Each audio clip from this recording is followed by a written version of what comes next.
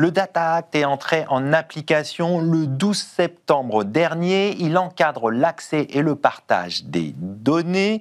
Mais que change-t-il concrètement pour les entreprises? On en parle tout de suite avec mon invité, Jérôme Déroulé, avocat associé au sein du cabinet Homance.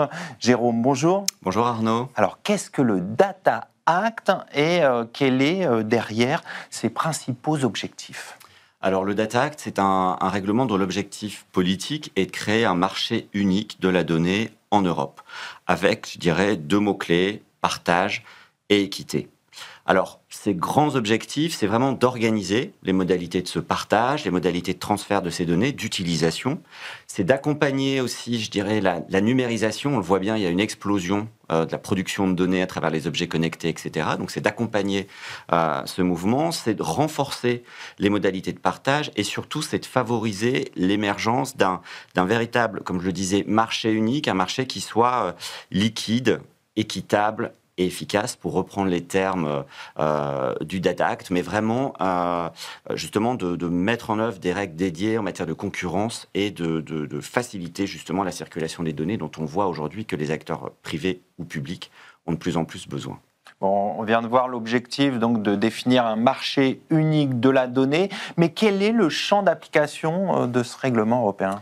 Alors, ce champ d'application est particulièrement large, puisqu'il va s'appliquer aussi bien à des personnes physiques qu'à des entreprises, aux relations entre ces personnes, des entreprises ou entre entreprises.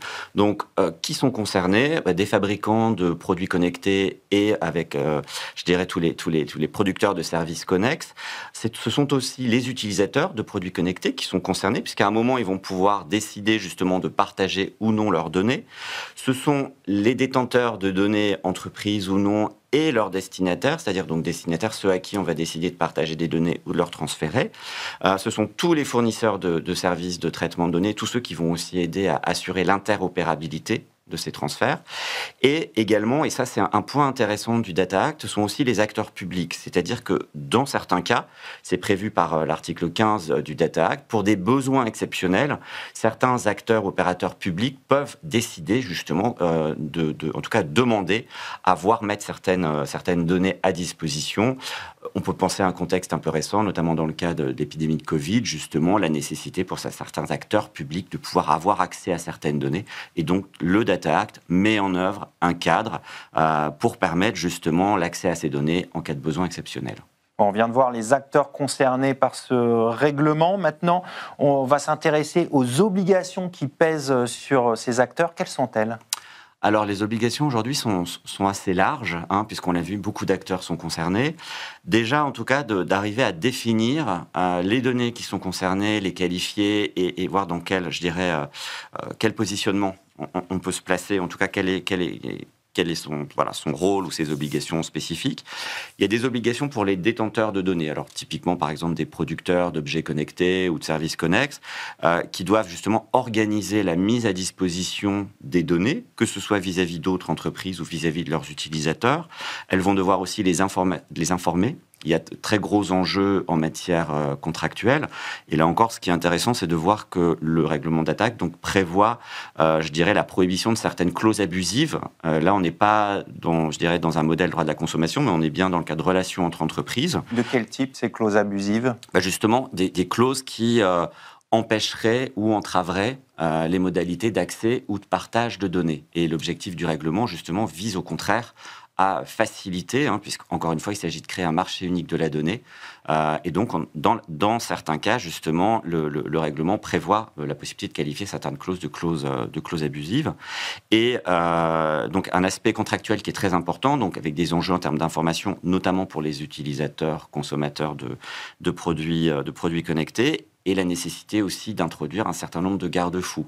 Qui dit partage de données veut dire aussi comment est-ce qu'on peut définir dans certains cas des exceptions pour des motifs qui sont liés à la confidentialité ou au secret des affaires, par exemple.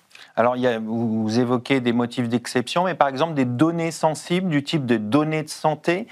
Quels sont les enjeux et que prévoit le règlement pour ce type de données ? Alors, le règlement s'applique de manière large, c'est-à-dire données et données personnelles. Pour autant, il rappelle en tout cas l'application du RGPD, il le rappelle explicitement, c'est-à-dire qu'à partir du moment où on va traiter de données personnelles ou que dans certains cas on va partager des données personnelles, il faut vérifier qu'on a bien une base légale. En aucun cas le Data Act pourrait être une sorte de passe-droit par rapport aux règles qui sont prévues pour le RGPD.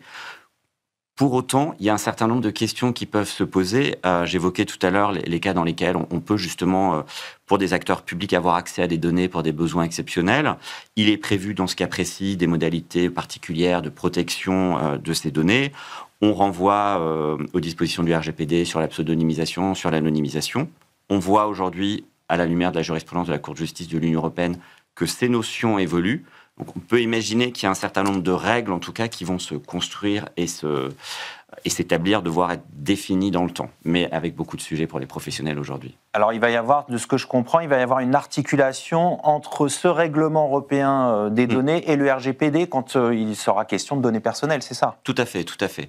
Et c'est justement un texte qui, en tout cas le Data Act aujourd'hui, s'inscrit dans un paysage législatif, réglementaire relativement complexe, puis qui a tendance à se structurer davantage. Donc comme vous l'avez rappelé, une articulation avec le RGPD. Quand on parle de données personnelles, veiller à une application cohérente, des règles spécifiques pour ce qui concerne les données, sachant qu'aujourd'hui, la frontière entre une donnée personnelle et une donnée est de plus en plus difficile à définir ou à mettre en œuvre. Elle n'est pas seulement juridique, elle est aussi technique.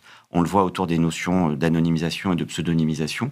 Et il y a aussi un sujet, en tout cas, à ce titre, et notamment, encore une fois, quand il s'agit de peser ses obligations et de vérifier quelles dispositions doivent être mises en œuvre. Alors, on a vu en détail ce règlement européen sur la donnée.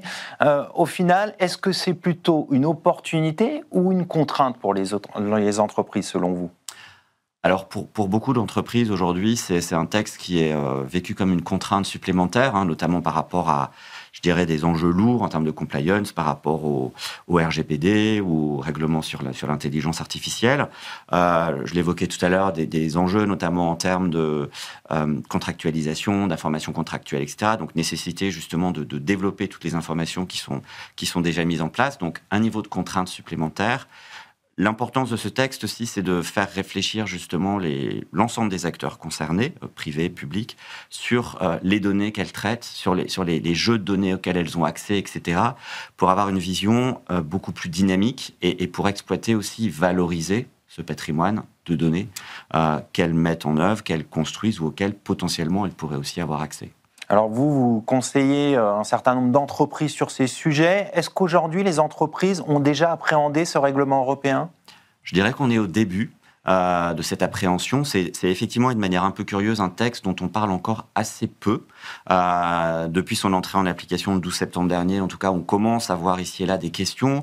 On accompagne déjà des clients justement sur le volet contractuel pour leur permettre d'être à jour de l'ensemble de leurs obligations.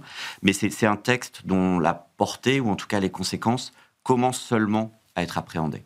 On va conclure là-dessus. Merci Jérôme Desroulers. Je rappelle que vous êtes avocat associé au sein du cabinet Homans. Merci beaucoup. Tout de suite, l'émission continue et on va parler d'un sujet connexe, stratégique, le secret des affaires.